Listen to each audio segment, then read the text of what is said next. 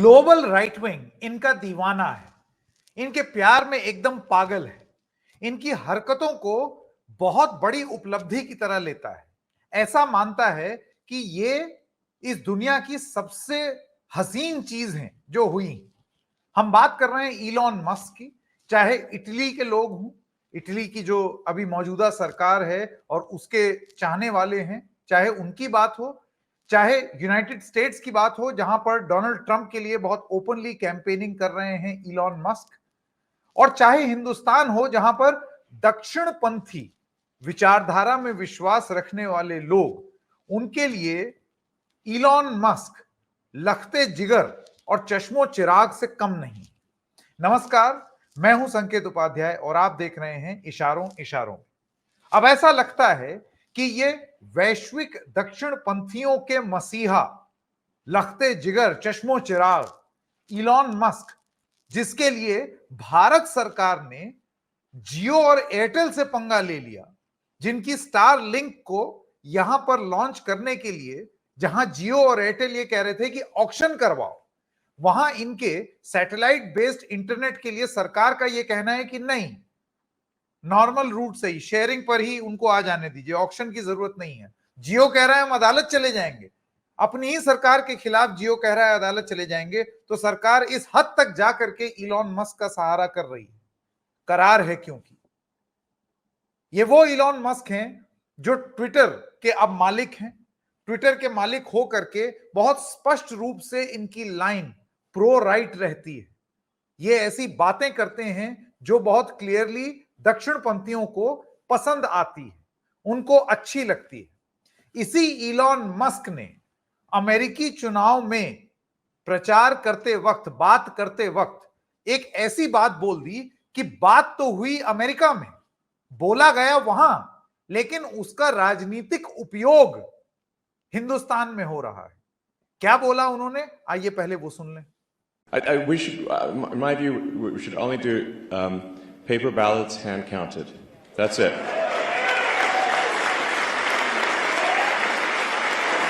I mean, I'm a technologist. I know a lot about computers, and I'm like, the last thing I would do is trust a computer program. Because it's just too easy to hack. It's too easy to add just one line. And it's really difficult to hack paper ballots. So, in-person voting with proof of, with ID, which, by the way, every country has. I mean, like almost every country that has democratic elections requires in-person voting with voter ID. This is weird. It's super weird to not have that. I think that's the only way to effectively address fraud. तो ये हैं Elon Musk जो कि बोल पड़े हैं electronic voting pattern पर, यानी कि ईवीएम्स पर, इलेक्ट्रॉनिक वोटिंग मशीन्स पर, इलेक्ट्रॉनिक वोटिंग के फॉर्मेट पर। यानी कि इलॉन मस्क का यह मानना है इस बयान में, जैसे कि आपने सुना, कि इलेक्ट्रॉनिक वोटिंग तो एक कंप्यूटर प्रोग्राम होती है, उसमें तो एक लाइन इधर से उधर कर दो, अर्थ का अनर्थ हो जाए, इधर का उधर हो जाए। और वो कहते हैं मैं खुद as a computerist, as a technologist, मतलब मैं खुद एक तकनीकविद हूं, तकनीक में ही डील करता हूं, और मैं खुद ये चीज बोल रहा हूं कि ये चीज नहीं होनी चाहिए। एक आईडी के तहत एक इंसान को इन पर्सन वोटिंग करनी चाहिए। अब देखिए, यहां संदर्भ समझना जरूरी है। उनका यह कहना था कि इलेक्ट्रॉनिक वोटिंग इस तरीके से कि आप इस दुनिया के किसी भी कोने में इलेक्ट्रॉनिक तरीके से वोटिंग कर दें और उसको मतलब मान्य वोट समझा जाए, तो वो चीज वो कह रहे हैं कि ऐसा नहीं होना चाहिए। आपको जो भी वोट देना है वो आप आए, अपना आईडी दिखाएं, वोट दें और उसके बाद फिर जाएं। वही एक प्रक्रिया है। कोई भी कंप्यूटर प्रोग्राम से अगर आप वोटिंग करेंगे तो कंप्यूटर प्रोग्राम में चेंज भी किया जा सकता है। अब इसको इंडियन कॉन्टेक्स्ट में समझते हैं। जैसे ही ये बयान आया, जितने कांग्रेस या ईवीएम के विद्रोह में जो लोग हैं, और ये भी अपने आप में एक विचित्र सी स्थिति है कि जहां कांग्रेस जीत जाती है, विपक्ष जीत जाता है, वहां ईवीएम ठीक हो जाती है, और जहां वो हार जाते हैं वहां ईवीएम को खराब बताया जाता है। तो जो नॉन बीजेपी या इससे पहले 2024 में भी जिन जिन लोगों ने ईवीएम पर सवाल उठाए, उन्होंने इलॉन मस्क के, वैश्विक दक्षिणपंथियों के मसीहा इलॉन मस्क के इस बयान को पकड़ लिया और उन्हीं के एक्स प्लेटफॉर्म पर यह वीडियो, जैसे कि अब आप स्क्रीन पर देख सकते हैं, एक के बाद एक के बाद एक जो लोग ईवीएम के खिलाफ दिखते हैं आमतौर पर, वो सब इलॉन मस्क का ये बयान लगातार सामने प्रस्तुत कर रहे हैं। उनका यह कहना है कि अब तो इलॉन मस्क ने बोल दिया, अब तो तुम्हारे लखते जिगर ने बोल दिया, अब किसको दोष ठहराओगे? अब भारतीय जनता पार्टी के लोग या फिर केंद्र सरकार के लोग अब क्या इलॉन मस्क को ही दोषी ठहराएंगे? ये सब इस तरीके की बातें होनी शुरू हो गई।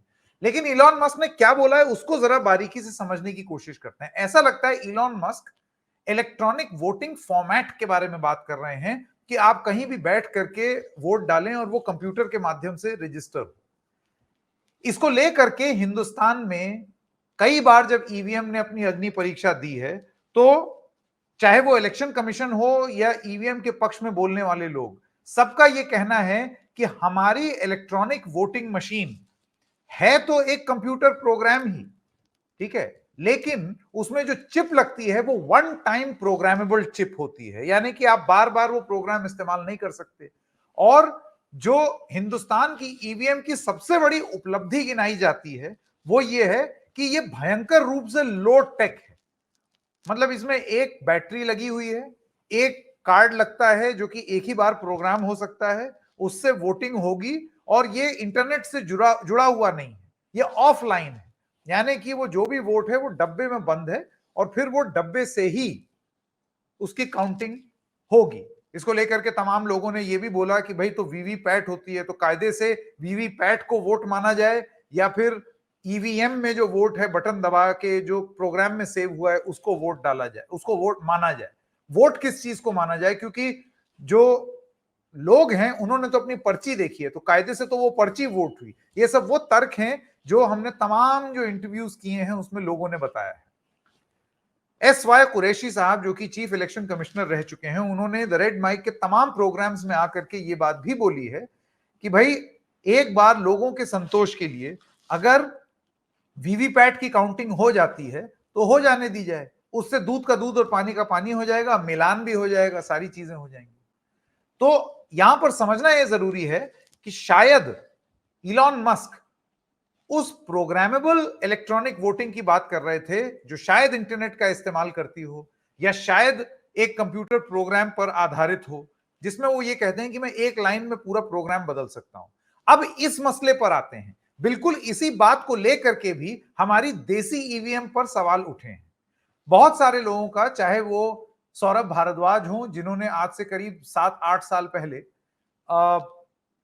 दिल्ली विधानसभा में एक ईवीएम ला करके ये बताया कि अंत में वो चाहे वन टाइम हो चाहे टू टाइम हो या जितने भी टाइम प्रोग्रामेबल हो, है तो वो प्रोग्राम, है तो वो कंप्यूटर का कोड, और कंप्यूटर का कोड गलत तरीके से भी लिखा जा सकता है, उसका दुरुपयोग भी हो सकता है। उन्होंने एक मशीन दिखाई, उसमें बताया कि कैसे बटन दब रही है, आ कुछ और रहा है। ऐसे तमाम लोग तमाम तरीके की बातें बोलते रहते हैं, लेकिन इलेक्शन कमिश्नर जो अभी के हैं, चीफ इलेक्शन कमिश्नर जिनके सपनों में ईवीएम आती है, उनका यह मानना है कि ये सिर्फ बहाना है, ईवीएम बिल्कुल एकदम फूल प्रूफ है, हमारी ईवीएम में कोई दोष नहीं है। तो एक तरफ तो हम ये मानने को तैयार नहीं है कि हमारी ईवीएम में कोई दोष हो सकता भी है, हालांकि तमाम चीफ इलेक्शन कमिश्नर्स का यह मानना है कि आप इस बेसिस पर ऑपरेट नहीं कर सकते। इलेक्शन कमीशन की अपनी भी जो गाइडलाइंस होती हैं, आजकल आप कोई भी वीडियो करेंगे इलेक्ट्रॉनिक वोटिंग मशीन्स पर तो नीचे ईवीएम को लेकर के कुछ फैक्ट चेक इलेक्शन कमीशन वाले डाल देते हैं। अगर आप उस लिंक पे क्लिक करेंगे तो वहां भी आप पाएंगे कि उसमें ये लिखा जाता है कि हम ये अज्यूम करके नहीं बैठे हैं कि ईवीएम हैक ही नहीं हो सकती, तो वक्त वक्त पर हम ईवीएम को अग्नि परीक्षा से गुजारते हैं, कोशिश करते हैं कि वो उससे गुजरे। तो ऐसे में इलॉन मस्क का ये कहना, और बिल्कुल वही बात कहना जो कि ईवीएम के संदर्भ में हिंदुस्तान में भी कही जा रही है, किस तर्क से कही जा रही है, लेकिन बात प्रोग्राम की ही हो रही है। ये इलेक्ट्रॉनिक है, तो इलेक्ट्रॉनिक का मतलब हुआ कि उसमें कोई प्रोग्राम है, और प्रोग्राम किसी भी तरीके का हो सकता है। इलॉन मस्क की इस बात पर अब हिंदुस्तान में इलॉन मस्क के भूरी भूरी प्रशंसा करने वाले वो फैन आज इलॉन मस्क को क्या बोलेंगे? क्या और चीजों पर इलॉन मस्क देवता रूपी रहेंगे और ईवीएम वाले मामले पर इलॉन मस्क की हिंदुस्तान के दक्षिणपंथी भी करेंगे ट्रोलिंग? ऐसा होगा, हम देखेंगे। इशारों इशारों में आज इतना ही। हम फिर मिलेंगे किसी और मुद्दे के साथ। तब तक के लिए नमस्कार।